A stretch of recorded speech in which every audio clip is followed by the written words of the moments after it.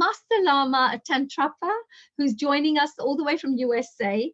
He's going to talk to us a little bit about dream yoga. Now, I'm very intrigued to find out what this is all about. But before then, let me tell you a little bit about this wonderful gentleman. Lama Somananda Tantrapa is the holder of the lineage of Ki Dao, also known as Tibetan shamanic Qigong, and some people call it Qigong, which has been fostered in his clan for 27 generations. Yes, that you heard this right, 27 generations since 1224 AD. His unique background is complex enough to include several near-death experiences, so we'll find out a little bit more about this, a black belt in Aikido, and ordination as a Tibetan Lama. He has over 30 years of experience in Qi Dao and other energy arts taught by his grandfather, who was the last grandmaster of his of this unique style, and I would say it's a free form of Qigong. Lama Tantrapa's coaching has inspired many professional athletes, speakers, dancers. That's something I'm very interested about, being a dancer myself, singers, writers, and actors, to open up to the infinite source of intuition that exists within everyone and each one of us.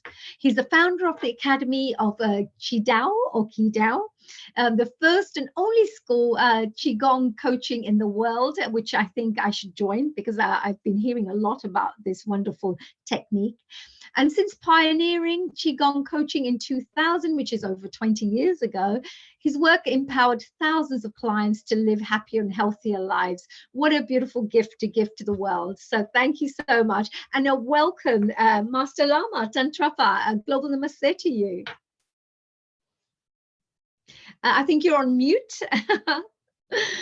Thank you. Namaste. Namaste, namaste. What a fantastic and interesting background you have.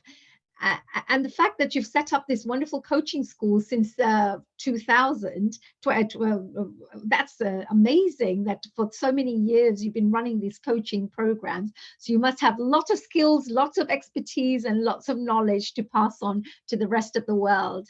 So first of all, tell us a little bit about your journey here. How did you end up coming on Healing Our Earth? Please tell us.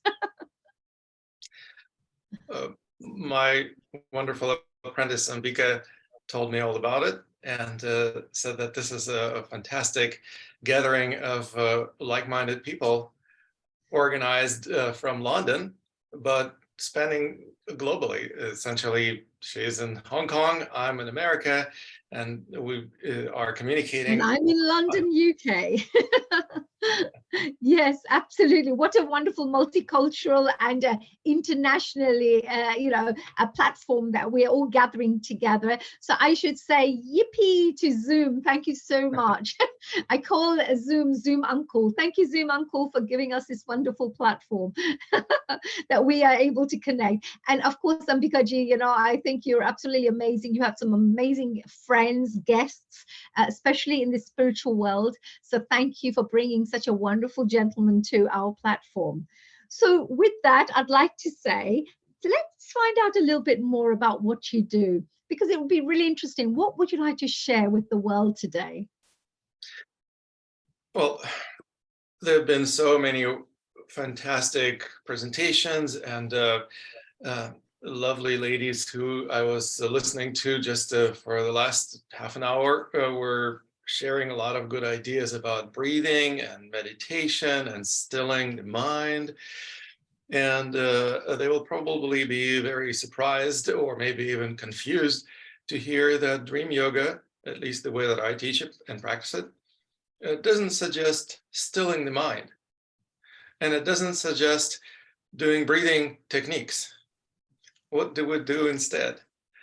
Well, we learn how to awaken to the dreamlike nature of our experiences, whether it's dreams at night, when we can become lucid in our dreams or become awake to the dreamlike reality of what we're experiencing. We also learn how to awaken within our daydreams. The nature of daydreams is the same as nature of night dreams. The same mechanism of dreaming is at play. And we learn how to become lucid in our daydreams. so that we would be able to exercise as much mindfulness and awareness as we can in our lucid dreams at night. And the ultimate objective of this practice is, of course, awakening to the true nature of the big dream we call daily life.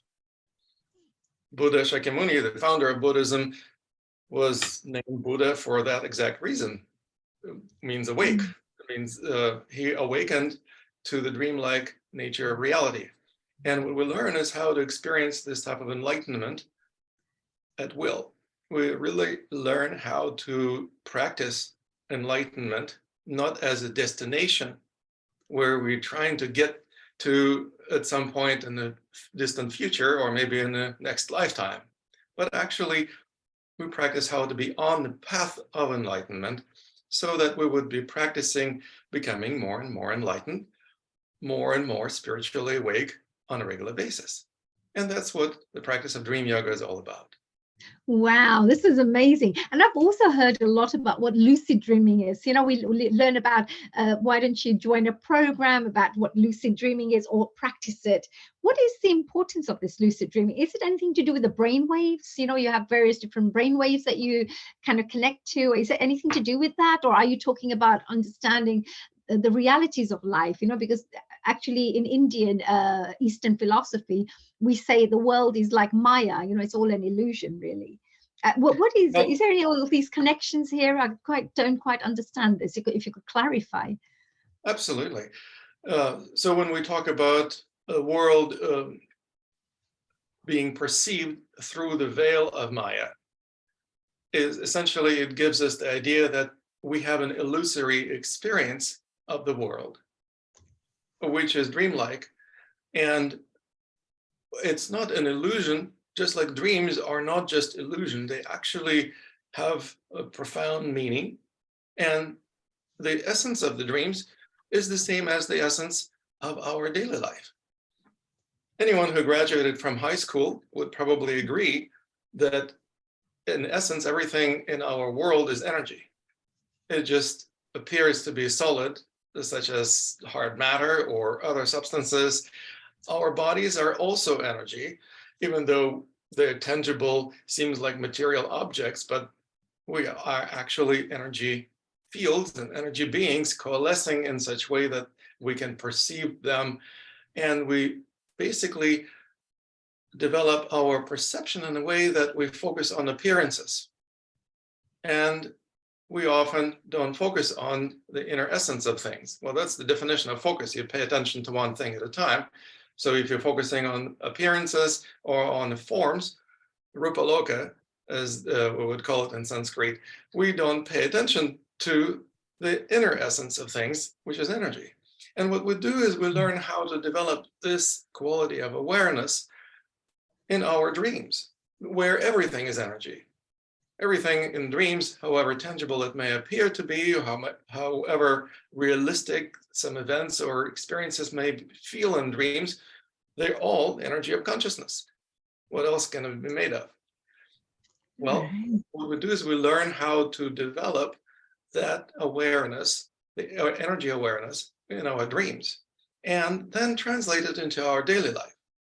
And of course, we were just talking about the necessity of recognizing that our experiences in our daily lives are also dreamlike, and realizing how much we are projecting our ideas or expectations or judgments onto everything and everyone essentially gives us the ability to change how we perceive reality. Just like in a dream, you realize you're dreaming, you realize nobody is doing anything to you. Essentially, you are the creator of your dream, and identifying with the creator gives you ultimate empowerment. It also allows you to tap into the ultimate source of creative energy within your consciousness.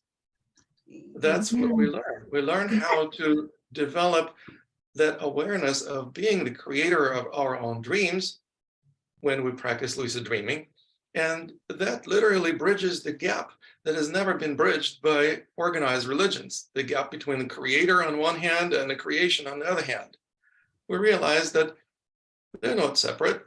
I am both the dreamer of my dream, and I'm also the creature, some dream character in my dream drama. And that Right. is one and the same being. And so we realize that that oneness, that yoga unifying the creator and creation, is manifested through our practice. It's something that most spiritual seekers would aspire to achieve. And we actually do this on a daily basis or a nightly basis, as Wow. we dream Yeah, usually. that's so interesting because I find that and it's Lama Tantrapa. Is that right? Is that the right way to say it? Yes, Lama means is Lama, there a meaning? it means a spiritual teacher in Tibetan. Yes, yes. I've heard many of the spiritual masters, with the name there. And the fact that you've got this many generations of this knowledge being passed down, I'm truly amazed that you've kept the essence of this ancient knowledge alive, and it's been passed down from generation to generation, which is so beautiful. This is, again, in Eastern philosophy, they tend to pass it down from disciple to disciple, like they keep. So the authentic techniques and knowledge it remains, and you are now passing that on to the wider communities, which I think is fantastic. But coming back to the dream side of things, so let's say somebody who doesn't dream or can't remember their dreams, is there I understand the aspect that you're saying, that look, the dreamer and the dream itself, it's one. The creator and the creation, that's one, because you are the co-creator of your life through your perceptions and through what you believe in, how you interpret things of life, etc., etc. So I understand that side. But how can we implement this into our daily life so that it can start having a profound effect in the way we can relate to others in the world, as well as how we can enjoy a better experience of life? Beautiful question. And this is exactly what I wanted to share with our audience today, how to implement dream yoga in daily life. As a matter of fact, the most basic preliminary practice consists of learning how to become lucid in your daydreams. The nature of daydreams is the same as nature of dreams at night. The same mechanism of dreaming is at work. But it's a lot easier to become lucid in a daydream simply because you're not asleep. How often do we daydream? Well, we daydream all the time. Every thought or every memory or every hope or every worry and concern that we may have, every single one of them is a daydream, because we're either thinking about what happened in the past, and by definition, that's a daydream because it's no longer happening, or we may be thinking about the future, and since it hasn't happened yet, obviously it's also a daydream. Even when we think that we're thinking about the present moment, we actually are not, because the fact of the matter that we're thinking about it means it takes a little bit of time, and even if it takes just a split second, it's already in the past, not in the distant, but rather in the recent past.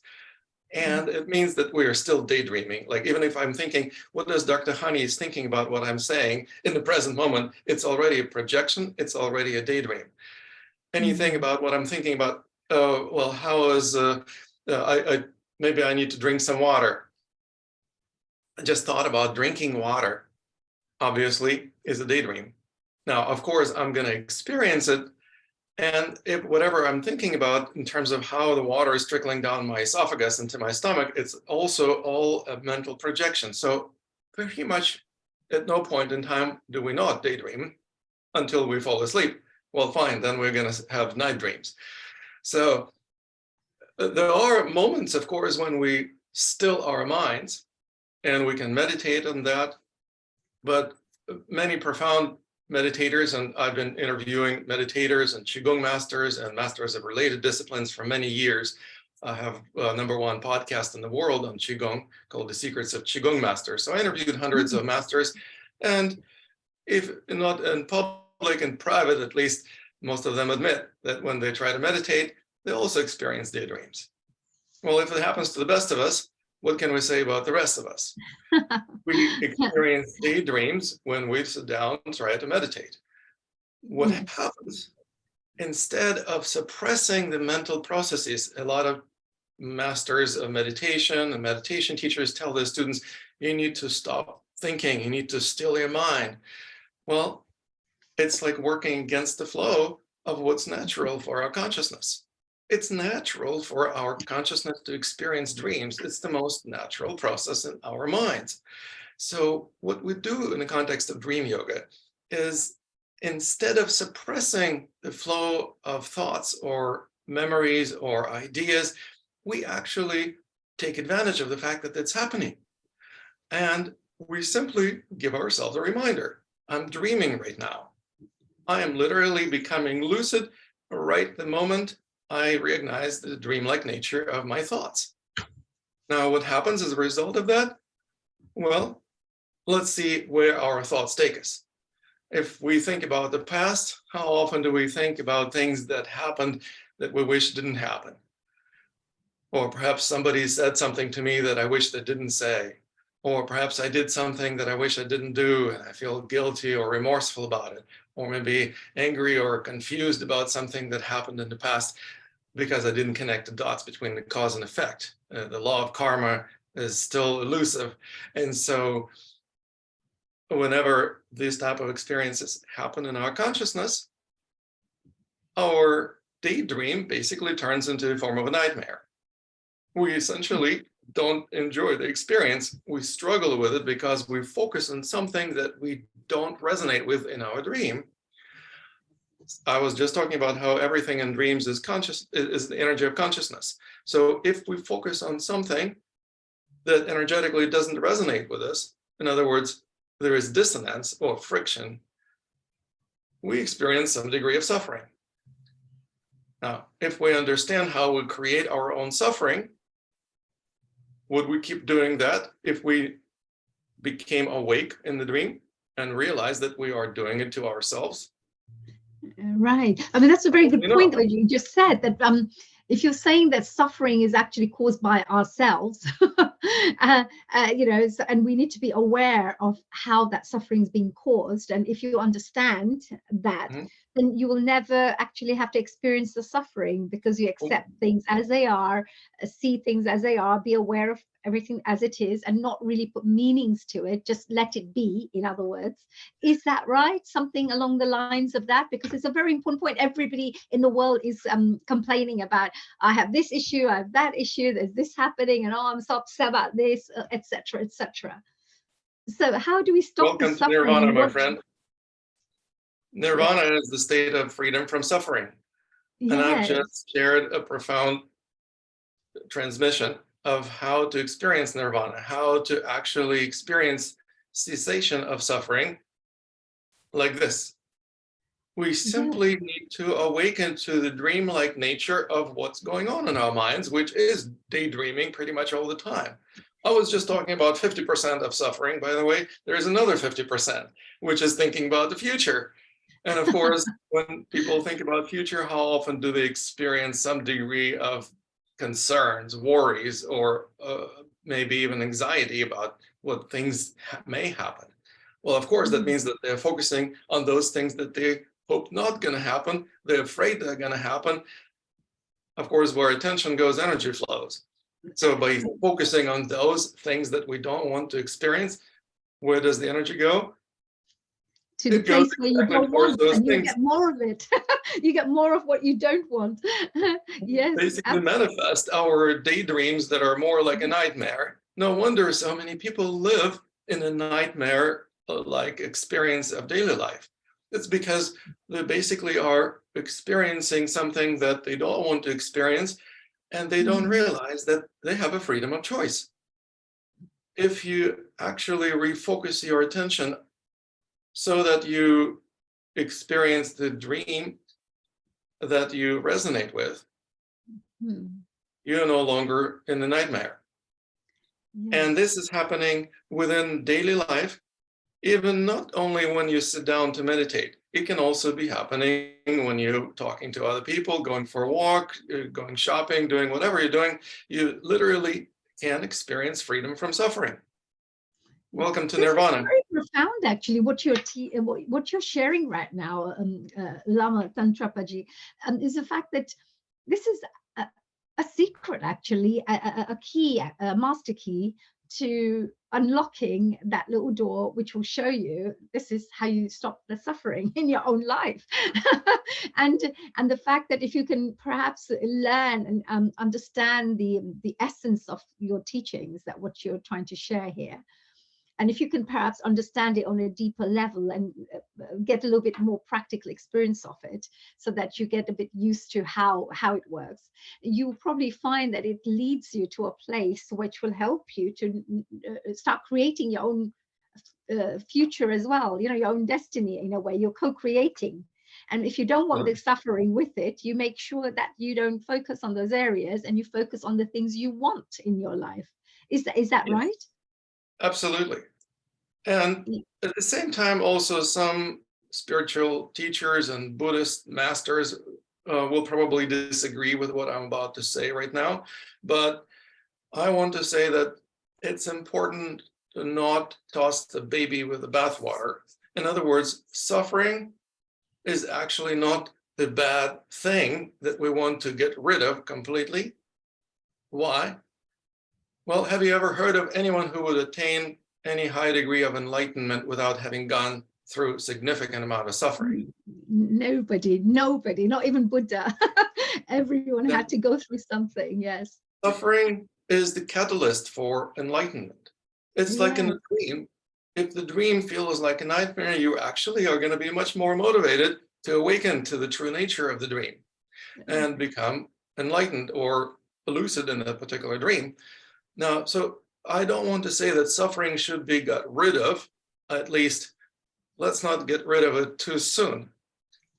If we are not fully enlightened yet, and I don't know if there is such thing as full enlightenment, I certainly consider that enlightenment comes in increments. We awaken and we may experience the massive breakthroughs and spiritual enlightenment, and then we fall asleep again after the most profound awakenings.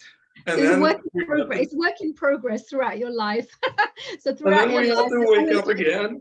Yes, work in progress. There's a bit more to do. Oh, there's more to learn here. That's why I say Yes. that we are not on the path to enlightenment. We are on a path of enlightenment. As you can see, the picture behind me consists of lots of steps, and they just keep on going. You don't stop. You actually continue experiencing deeper and deeper levels of enlightenment, or learn how to make it last longer. Don't fall asleep so soon.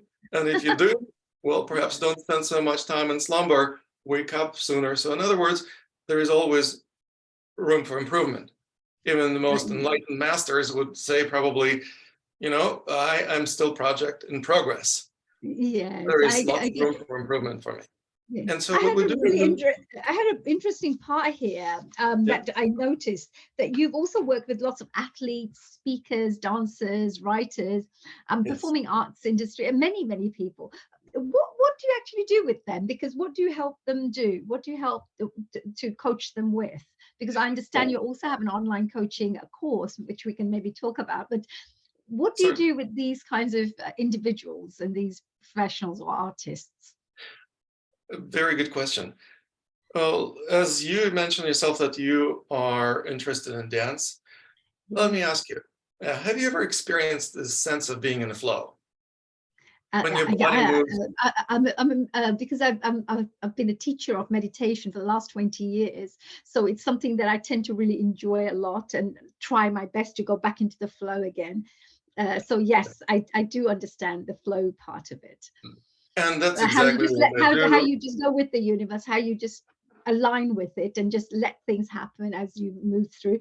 It's effortless, it's flowless, and there are no challenges along the way. It seems very smooth, right? The actual. And if there are challenges, but let's you deal not with them. Perceive them as problems. I mean, for a moment, they may feel like problems. For some people, that may be not just a moment, that may be weeks or months or even years that they perceive something that happened as a problem.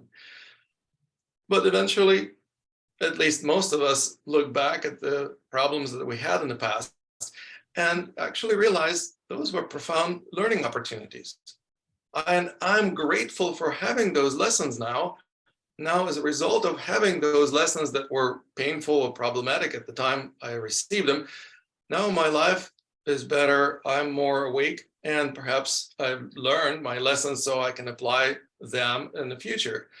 In other words, the perception of a problem is changed to perception of gratitude. The question is, how long does it take you to recognize the lesson instead of perceiving it as a problem? If it Right. takes weeks or months or years, well, you basically spend that length of time and wallowing in suffering. How is it working for you? Mm, yes. So in other words, we learn how to minimize this gap between the experience that we perceive as challenging and problematic and the recognition of a lesson, learning as much as humanly possible from the experience so that we become grateful for having that experience in our lives, which no longer feels like a problem. And if we manage to condense this time gap into such a small moment of time that it feels like you instantly get it, you literally begin to live your life problems free. Yeah, You have that's lots and lots again of a it. very, very important and very powerful message you've just shared with our viewers out there. That you know, it's something like if the way you perceive, so it's never a problem, just a challenge or a lesson of life. And Mhm. if you learn that lesson as quickly as possible, then you won't have to go through that suffering part of it in between. But until you don't learn that lesson, you may find there's things still something keeps on happening until Yeah. you've learned that lesson, and then suddenly everything moves smoothly forward again. But it's very important for us to go through those lessons. It's like teaching a child lessons of how to be in life and how to live in life, etc., because it helps you to become a better human being, more experienced, more wiser, and then Right, more resilient as well. For exactly. people. And actors and athletes and martial artists and other creatives often are seeking that kind of expansion of consciousness or improvement of their abilities, because otherwise they would have a hard time being at the high level in their particular field.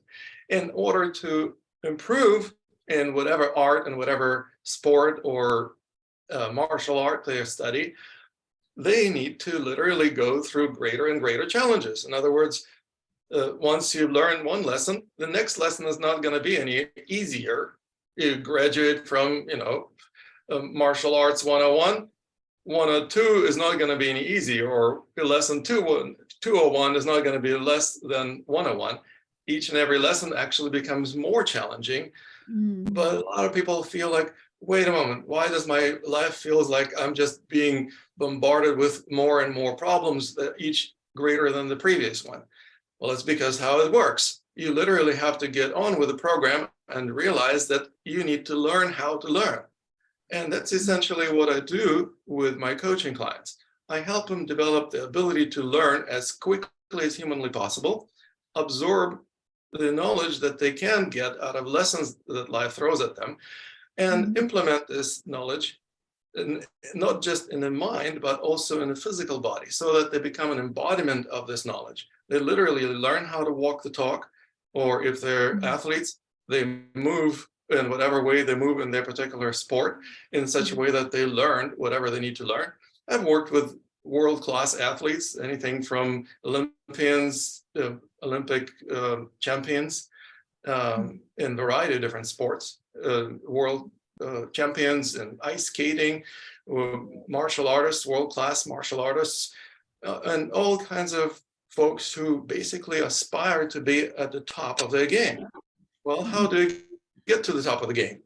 One of the ways to do that is by actually developing that skill that I just mentioned, the skill of learning and integrating the knowledge, embodying this knowledge, so that each and every time you encounter next lesson, it actually is no longer feels like a problem. It feels like, wow, I'm so glad that new lesson is coming my way. And so in other words, Yeah. you Our actually lessons. start living your life in the flow. Yes, absolutely. I think that's beautiful. And of course, you know, each one of us has to learn these kinds of ways, because these are all very, what would you say, wise, I would say wise teachings that help us get shortcuts in life. and helps us, rather than us having to go through all the challenges trying to learn ourselves. That people can guide you very quickly. You know, if you've climbed the mountain, then it's easy to show people the way. So even though it's a huge mountain to climb, but it's like, hey, I've been there, so here, this is a step-by-step process. So your dreamyogacourse.com, that you have a website, I think people can also, whoever's watching, yes, there you go, on there. Yeah, so it's dreamyogacoaching.com, is that right? And so I have 50 different websites. Dream Yoga Coaching is the link that goes to the specific coaching program. Dreamyogacourse.com is an invitation for people watching our presentation today to actually get a gift free of charge. I set up this particular meditation course as a course free of charge for you, where you can download or access this online course and go through a series of meditations. Those are guided meditations that will actually empower you to start living your life like a dream. Wow, that's amazing. Speaking of shortcuts, you can just use a phone and point at the QR code on the side of my head and just go straight to that website.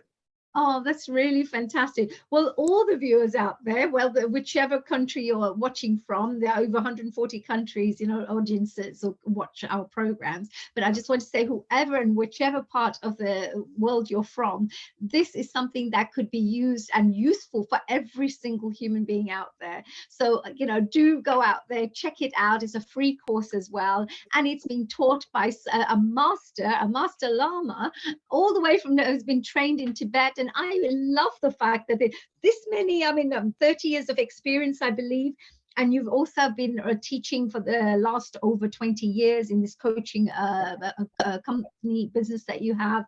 But at the same time, pretty much ever since I came to America, I received a religious asylum in the United States in 1995. Well, I came to America in 1995, actually received religious asylum in 1997. And created my school in the year 2000. But ever since I came to America, I started teaching in the West. Oh, and, fantastic. Where were you born? I was born, believe it or not, in a place that is full of trouble these days, right on the border between Ukraine and Russia. Wow, yes. My family moved to that part of the world. My ancestors lived in Tuva and in Altai region between Russia and China. And that's kind of like the very center of the Asian continent, if you know what I mean. Right. And that part of the country obviously was under Mongol rule for a long time, over 300 years during the Mongol Empire. You know, Genghis Khan conquered most of Asia at some point. Yes. And forever since then, that actually remained a part of country where people practice Tibetan Buddhism. So even in Russia, Tibetan Buddhism is actually a spiritual discipline or spiritual tradition that's been practiced both in Tuva and also in Transbaikalia, and as well as in Elista and European part. It's fantastic. It's really nice. Thank you so much for sharing that. And it just shows such what an international background you yourself have, and the fact that you're so open to teaching this fantastic, I would say path. Like you said, it's a technique, it's a tradition that you're sharing with the world. So thank you very much, and we wish you the best, of course, from the whole of the Healing Our Earth. And honey, just before we let people go, because we've got viewers who are glued to us on a YouTube, Facebook, Twitch, Periscope, website. Let's remind the people that Ambika Devi from Hong Kong, where the time has gone past midnight, she is still awake. She is quite well known to Lama Tantrapa, who is also a master Lama Tantrapa. Lama, as he said, are nice spiritual teachers, and Tantrapa, which is a very nice name that he has adopted, which is beautiful. Ambika, can you tell us what benefits have you derived from Lama Tantrapa? Just wow, I where can I start? But all I can say is that Lama is just someone that truly inspired me, with all his knowledge and experiences and his aspiration and dedication to help his students, to help people that are really willing to learn energy healing, energy arts, and all of the stuff that he's offering. I learned to him to be very dedicated to your work, dedicated to our work. I mean, he's the man that when someone says walk the path, he's walking the path. Um, like other I've encountered a lot of people that saying I'm this, I'm that, but you don't see them in their action. He's the man that I really can say he's walking the path, and it shows with all his offering. It shows how he talk and how he present himself. It shows his dedication, his consistency, and how now working with him and learning from him, and it shows that he knows what he's talking about. He's coming from a years and lineage of experiences. So he's you can count on his teaching that is stable and is tested by time. It's still like mountain. So that's all I can say about this man. And I'm so proud to be working with him and learning from him, and yeah, just introducing him, being inspired by his work and his dedication of his path. Thank you, Ambika, and thank you for bringing him to Healing Our Earth family. There is a big organization, Qigong organization in the world. Kit Sharp sends his message to you, Lama Tantrapa, because you are very well known in the Qigong world, in the world over, which is also part of our Healing Our Earth. So it's also come back because they've seen your flyer. And let's remind the viewers, honey, that Lama Tantrapa is so happy that apart from professional services he offers to corporate and senior people, he wants to offer anybody on the earth who is listening to us or watches the recording later, a course on dream yoga. And here is something that they should be visiting to, because we'll just bring his the URL back again. So Lama Tantrapa, how do you feel being here at Healing Our Earth? I love the idea of sharing my message to people who are like-minded spirits. We obviously are on the same page. We have similar values, and values is what's most important to us. That's why we call them values. A lot of people don't really talk about values very often, rather preferring to have a small talk. I'm a guy who doesn't do small talk. I just go straight to the core of issues. And most of the issues that we experience, including issues that require healing Earth now, essentially boil down to not living in harmony, not living in a state of flow. So that's what my teachings are all about. Learning how to stop fighting against the flow of things and actually experience a state of being in the flow on demand, on a regular basis, making it a lifestyle. Now, that's something that I always say, I don't want to just teach another Qigong style to you. I want to teach a Qigong lifestyle. So my school, Academy of Qidao, is dedicated to exactly that, helping people worldwide create a new way of life that would be integrating all this knowledge and spiritual practices that I shared, plus also the embodiment of this expertise that we develop so that we can literally walk the talk. And as Ambika mentioned, I'm the person who basically teaches it, so I should be walking the talk. Otherwise, it would be ringing hollow. So I aspire to walk the talk, to be in a flow as much as humanly possible.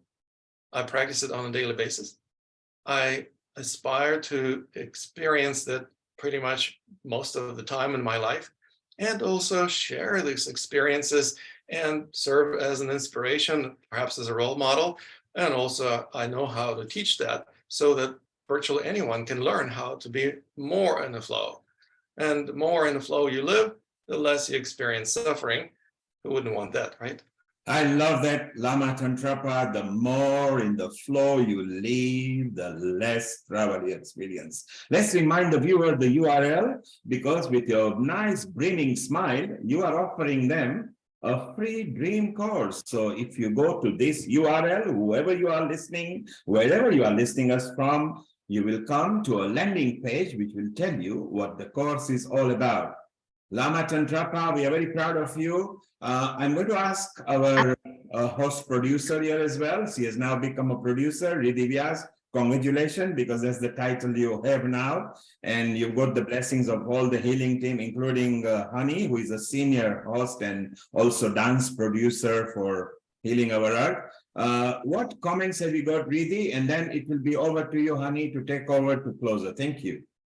First of all, thank you, everyone at Healing Our Earth. Thank you, Nilbai, for all of your guidance as well along the way. It's been a fascinating journey and one that I look forward to experiencing further with all of you. Lama Tantrapa, I actually had a very fascinating insight there, which is that we don't actually have to be asleep in order to be in that dream state. It could actually just be any time that we're not in the present moment. And that's actually the key of the fascination, because anytime that we want to get into flow, we need a certain level of challenge to be able to meet the demand. Not too excessive, but it's in that state of being able to problem solve. It's in that state of being creative. It's in that state that our mind starts to open up and we can start to solve problems a lot more effectively, a lot more efficiently. So that's actually just a general reminder to our viewers that realistically, it's possible for any of us to experience those stages, and it's possible for any of us to get into flow as and when we choose. I think a lot of us, we feel like, actually, if I don't feel like doing something, I won't do it. But what you're teaching is about getting over that resistance. So we're not having to push so much, but rather we're actually feeling pulled by that Swadharma, by that bigger vision. So thank you so much for coming on to Healing Our Earth. Thank you so much for sharing your message with us. And it was fascinating to see how your method differs to the usual yoga and meditation method. That's a very good point there, Riddhiji. How it differs as well, you know, because sometimes it actually goes a little bit different to other teachings, but it's a fantastic way, because I always believe that what works for you, until you don't try something, you don't know what works for you. Right. So you should always try out the various things. And as Lamaji and Lama Tantrapa ji has offered, if you try out the course and you can see, you know, what you can learn from it, how it can help to develop you, the progression you feel and the progress you feel whilst you're learning and spiritually growing. So I think definitely we should try out all these different things, and such a fantastic free course. Everybody, you should be out there doing this. It's fantastic. The knowledge, you know, the ancient knowledge, it's all packaged for you and given to you, you know, it's a gift. It's the most invaluable, precious gift. Because when you work on yourself and you work on personal development, it's the best investment you can make for yourself rather than in anything else. So I think this one of the best. Thank you so much for offering that to our audience as well. I'm sure there's going to be loads of people that will benefit from that, and that can go deep on that personal development journey, as Anji is saying. Yes, thank you, Riddhiji. And also Ambikaji, thanks to you as well.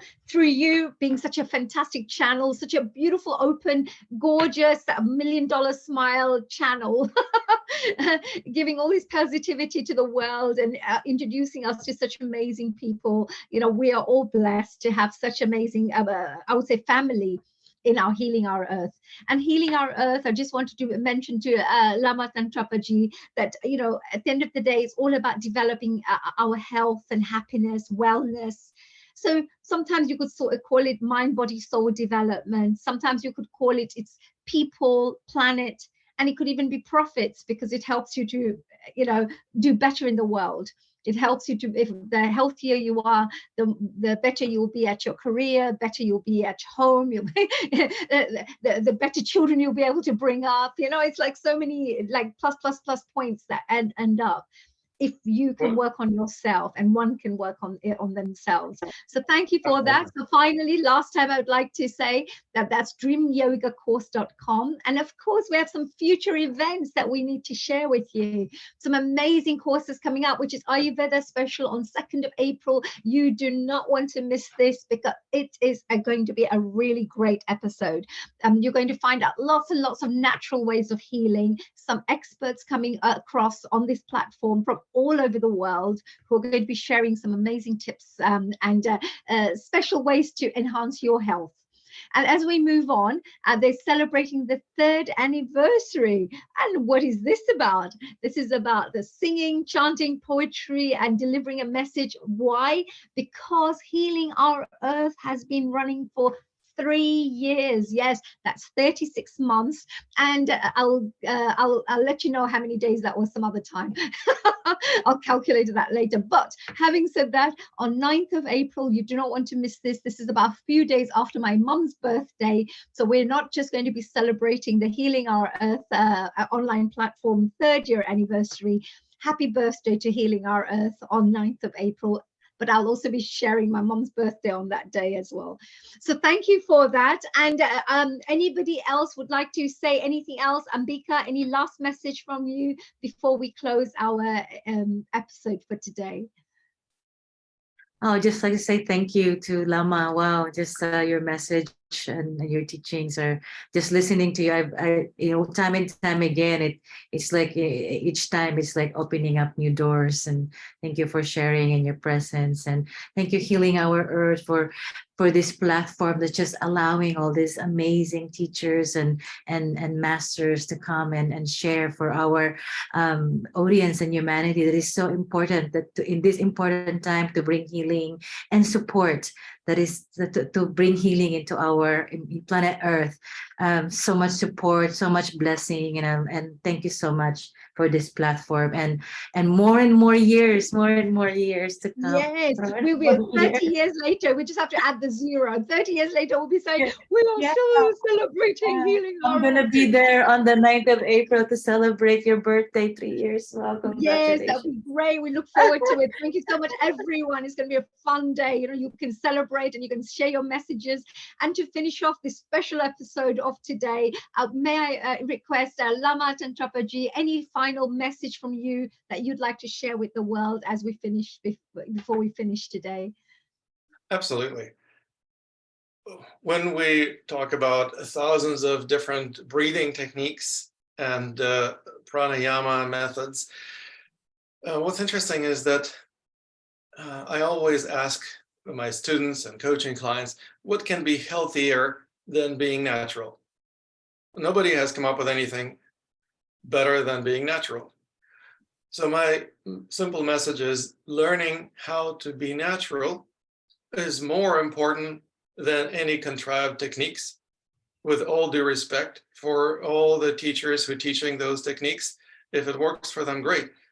But if you think about it, what we learn is how to essentially go back to the natural state of being, aligning ourselves with the flow of things and with the Tao. And when you are one with the flow of things, you don't need to be taught how to breathe. The universe is breathing through you. That's my simple and straight to the point message. We learn how to be natural. It's as simple as remembering what it was like to be 2 or 3 years old when you were not thinking about how to breathe. You were just doing it. Yes, I love what you said there, Lamaji, because when you talk about, let's say, a cell of a body cell, but actually that cell is part of a whole body. So it's not really just the cell. Everything else is affecting that cell, or the cell is affecting everything else as well. So in the same way, if you think about the universe as us being the whole planet is like a body, and we all the little cells of the body. We're actually all connected, really, aren't we? Everything is connected. And if you live in a natural way, you can connect with the planet in a very simple, easy way, and grow and be productive. But at the same time, if there's any kind of cancerous cells and this and that happening, some terrible things, then it starts affecting that area, you see. So I kind of see it like that. I see that you are actually connected to everything. Yes. Is that right? You're part of creation yourself. Yes. You're one little part, but you're really the whole.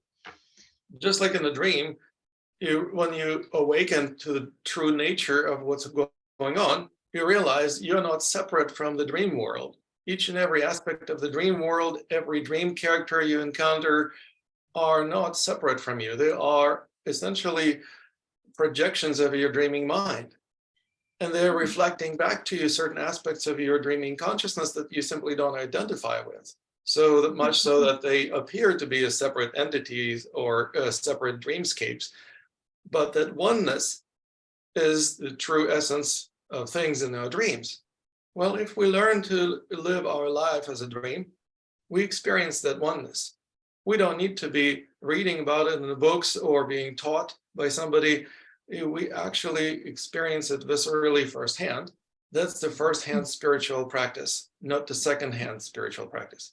Yes, it's practical experience, not reading about it and just saying, this could happen, but it is happening. Doing it, not just thinking about it or reading about it. Absolutely, practically being part of it. I have one last question, to interrogate you with. What if you don't have a dream? I thought for years I don't have dreams. Is there anything wrong with me? I mean, am I not supposed to have a dream, or do I just sleep too much? Or what is it? Pretty much everyone has dreams. We simply don't remember our dreams. If we wake up and we immediately get busy with things that we think we should be busy with in the morning. In other words, it's easy to forget dreams also because memory is state dependent. So obviously you were in one state when you were dreaming, but when you wake up, you're in a different state. And if you are in a different state, no wonder you have a hard time remembering what happened in the previous state. So in a sense, what we do is we learn how to integrate the dream states and the daily life states of consciousness in such a way that they're not so separate. And it all needs to begin with the values. I was talking about it in my presentation. Essentially, most people don't value their dreams very much. Well, no wonder they cannot pay attention to them, because you pay attention to that which you deem important. And if you don't deem dreams important, you're not going to pay much attention to them. Well, Absolutely. you cannot remember anything that you don't pay attention to. So if you actually want to remember your dreams, you would need to change the perception of value, how important the dreams are to you. And I hope that my presentation today shed light on importance of dreams, because that's what our life is.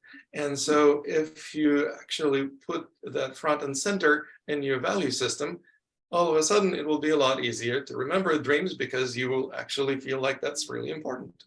That's really good, very wise words there. Thank you so much. Thanks for answering that. It kind of reminds me of Joe Dispenza, one of the doctors who seems to be there on the YouTube quite a lot. He talks about many of these things. But one thing, somebody said that, aren't you worried that something can happen to you or something? And he says, no, I don't let it come into my reality, he said. That's what his answer was. And I always wondered that, what did he mean that he didn't, I just don't let it come into my reality, that I don't experience it because I don't let it come into my reality. And that's such a powerful thing later on when I got to understand that and I implemented parts of it in my life. It's like, yeah, I'm not accepting that in my reality. So I'm not even going to focus on it, because I need to focus more on the areas that I wish to experience in my life. So you're absolutely right. This is a fantastic gift that you have given to the world with your knowledge. Thank you so much. So do enjoy the rest of the day and wherever you are at this moment. Are you all the way from USA? So it must be early in the morning for you. So enjoy the rest of your day. And if you are, of course, connecting from places like Hong Kong, like our Ambika ji, and then that's going to be really nighttime. So thank you for staying awake with your matchsticks in your eyes, trying to remember. But thank you so much. So let's finish off with a beautiful prayer. And thanks a lot for joining us here again on Healing Our Earth. Those of you who have joined in today, do make sure that you do follow us on all our social media platforms. We are in every single media platform, from Facebook to Twitter to Instagram and right through to YouTube. It's Healing Our Earth. And remember, Healing Our Earth is not about going there and just planting trees and looking after the planet itself. healing our earth means every single one of us, because we are part of the planet. So every single one of us out there do get educated, informed, and entertained through healing our earth. And we pray that, and we send blessings to each and every single one of you, that you will use this platform to improve and enjoy some transformation in your lives.